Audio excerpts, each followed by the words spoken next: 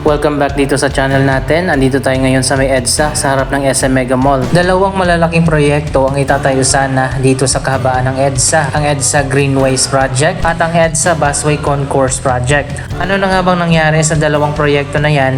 Alamin natin sa video ito.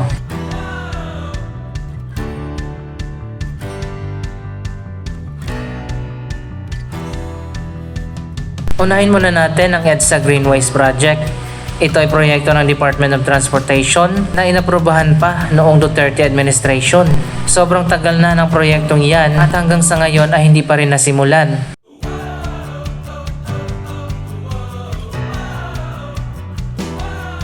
Layunin ng EDSA Greenways Project na magtayo ng mas pinaganda at mas moderno na elevated walkways sa 4 na train stations dito sa Metro Manila. Isa sa Balintawak Station ng LRT Line 1, Cubao Station ng MRT 3, Guadalupe Station ng MRT 3, at isang elevated walkway naman ang itatayo sa MRT 3 Taft Avenue Station at LRT 1 EDSA Station. So ano na nga bang nangyari sa proyektong yan makalipas ng ilang taon? Ayon pa sa huling update na nakalap natin, halos isang taon na nakakaraan, binago ng Department of Transportation ang project timeline at ang deadline nito. Mula sa original schedule na matatapos sa December 2022, inilipat ito sa November 2024. Ang EDSA Greenways ay may budget na 8.79 billion pesos. Andito tayo sa bagong landmark dito sa SM Mega Mall, ang The Time Sculpture. Ito ay isang giant statue na ginawa at dinesenyo ng Filipino-American artist na si Jeffrey Manuel. Ang mensahe ng Time Sculpture na dapat nating pahalagahan ang oras.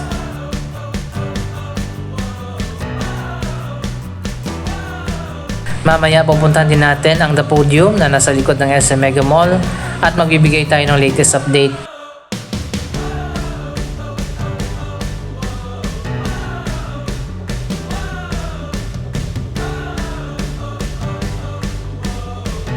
Isa pang proyekto na itatayo dito sa may EDSA, ang EDSA Busway Concourse Project. Ito naman ay proyekto ng Department of Transportation, kapartner ng SM Group.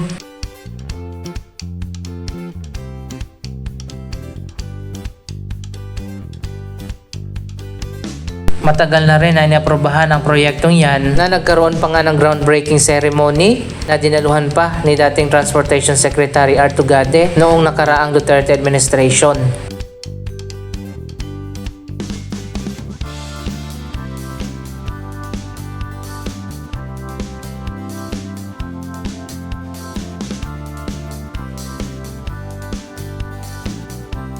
Ayon pa sa Memorandum of Agreement na pinirmahan noon ng SM at ng Department of Transportation, maglalaan ang SM Group ng 500 million para sa pagtatayo ng 3 EDSA Busway Concourse Project.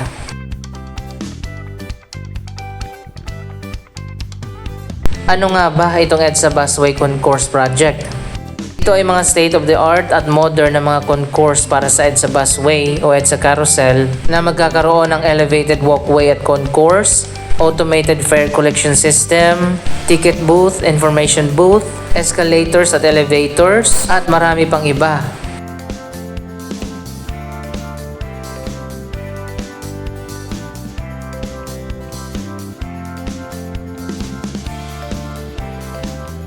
Isa sa mga concourse project na yan ay itatayo dito sa harap ng SM Mega Mall sa Ortigas Station ng EDSA Busway.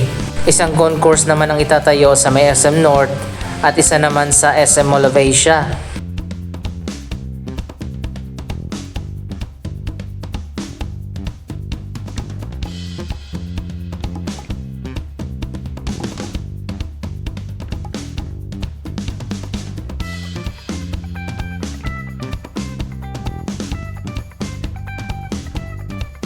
So ayan guys, ito yung Ortigas Station ng EDSA Carousel dito sa harap ng SM Mega Mall, malapit sa MRT 3 Ortigas Station. Ilang taon na nakaraan, wala pa ring EDSA Busway Concourse Project na itatayo sana dito, isang moderno na elevated walkway at concourse na magiging daanan ng mga commuters diretso na dyan sa gitna kung saan ang sakayan ng EDSA Busway o EDSA Carousel.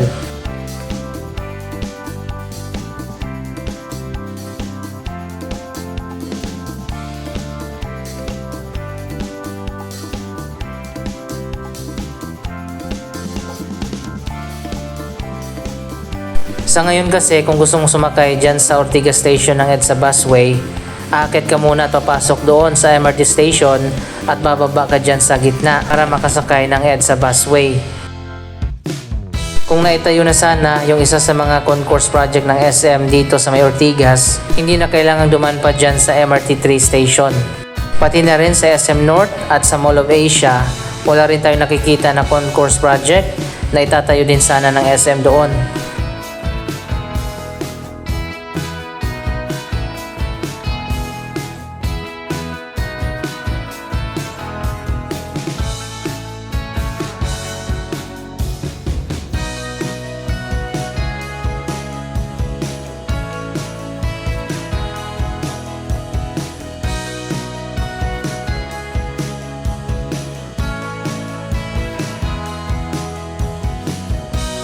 Ayan guys, makikita nyo naman kung gaano karaming tao ang sumasakay dito sa Ortigas Station ng EDSA Busway o EDSA Carousel, pati na rin doon sa MRT 3 Ortigas Station.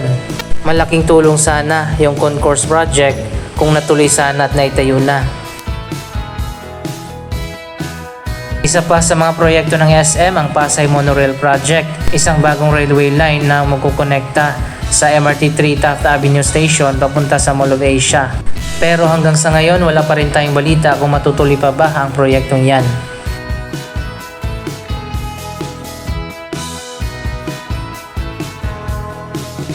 Andito na tayo sa loob ng SM Mega Mall. Ganun pa rin, napakaraming tao pa rin ang pumupunta dito kahit na weekdays. Sa nakalipas na mga taon, nagkaroon na rin ng major na extension at renovation projects dito sa SM Mega Mall. Mas lumawak na yung area ng mall na ito.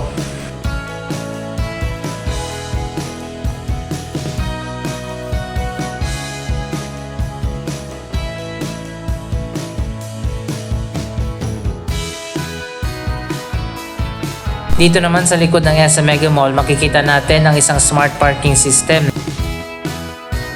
Ito ay katulad sa mga smart parking na makikita sa Japan.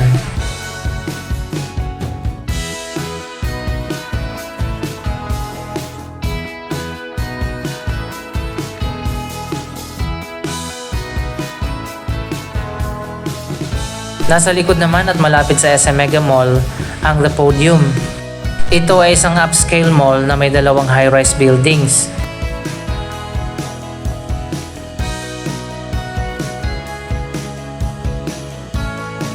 Ito ay joint venture project ng BDO, isa sa mga company ng SM Group, kapartner ang Keppel Land, isang subsidiary ng isang Singaporean real estate company. Noon ay 50-50 ang shares ng BDO Unibank at ng Keppel Land. Pero sa ngayon fully owned na ito ng BDO, mamaya sasabihin ko sa inyo kung bakit. So ayan guys, nandito na tayo sa loob ng The Podium Mall. Isa itong 6-story na upscale mall dito sa may Ortigas.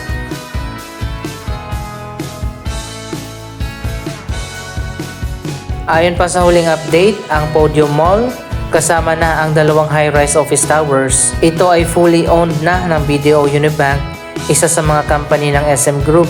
Matapos na ibenta ng Keppel Land ang kapartner nila sa proyektong ito, ang 50% shares nila sa Podium Development na binili naman ng BDO Unibank.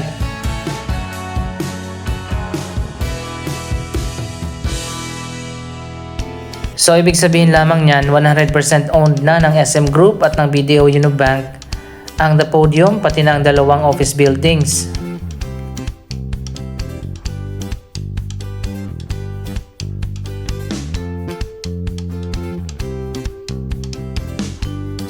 So ayan guys, makikita nyo naman kung gaano kaganda dito sa loob ng Podium Mall. Nanalo pa ng ilang mga Architecture and Design Awards ang Podium Mall noong 2018.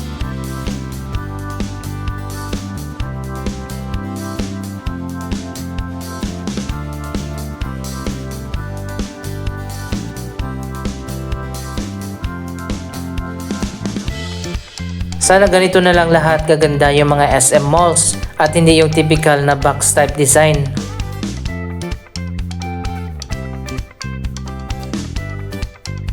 Ito naman ang view mula dito sa taas ng The Podium Mall.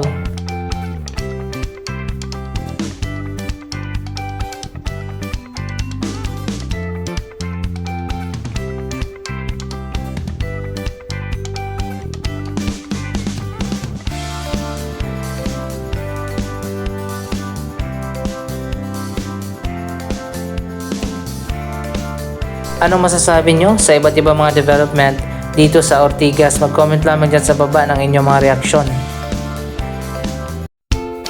Maraming salamat sa inyong panonood. Don't forget to like, share, comment, at subscribe. Thank you for watching.